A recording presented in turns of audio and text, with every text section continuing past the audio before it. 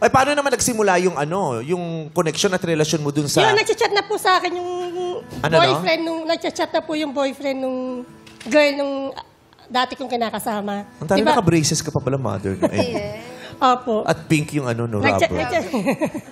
Nagchat po sila. Tapos sabi nung napangasawa ko na mag-try daw namin gantihan. Gantihan yung papa niya tsaka yung naging... Bali yung jowa nung kalaguyo ng asawa mo, alika, gantihan natin sila.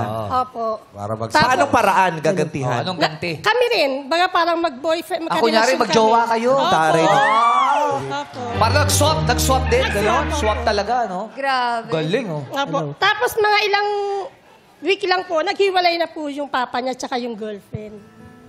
Kasal po kayo nung tatay ni Bebe? Hindi po. Yung sa pangalawa po ako kasal. Yung sa So, kami po yung talagang nagkatuluyan nung pero nag-develop. nung trinay nyo yun, alika, magjowa-jowaan tayo.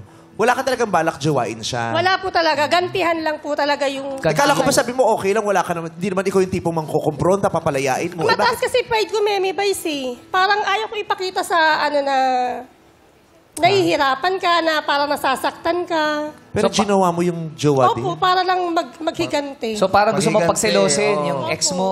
Magpapasko din po yun. Kumbaga, nag-exchange gift po sila ng regalo. So, ginawa mo yun, Mami, para maramdaman din niya yung sakit na Na ginawa sa naramdaman inyo. mo. Opo.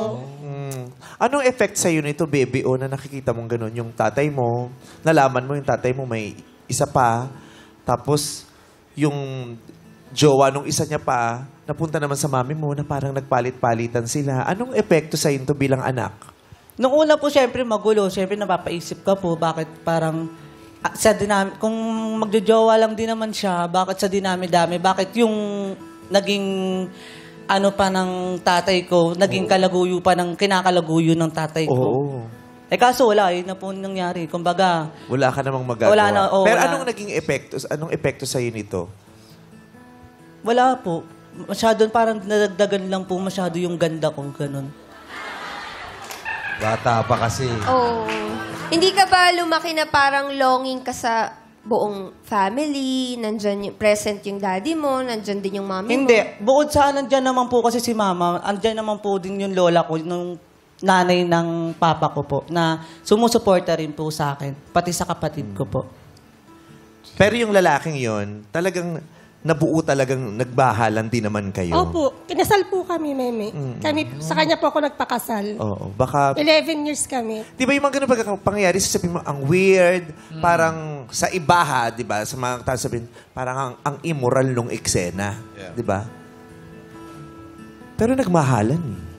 Correct. Pero kasi Di ba? ano yun Nakabuo ng pagmamahal, kinasal pa ha? Oo. At masasabi mong, siya talaga yung totoong nakatadhana sa'yo. Yes, Meme. Hanggang sa dulo, hanggang sa nagkahiwalay Opo. kayo, kinuha na siya ng Diyos, siya talaga yung mahal mo. Opo, Meme. Di ba? Yung isipin parang, ang pangit lang ng mga naging sitwasyon, pero kung sila talaga yung nakatadhana, kahit sa ang sitwasyon kayo galing, kayo yung magkakatagpo sa dulo eh. Tama. Pero hindi natin sinasabing, di Tama ba? yun. Tama yun. Di ba? Yung, Gantihan. Yung... pero paano mo sasabihing mali kung may nabuo talagang totoong pagmamahalan?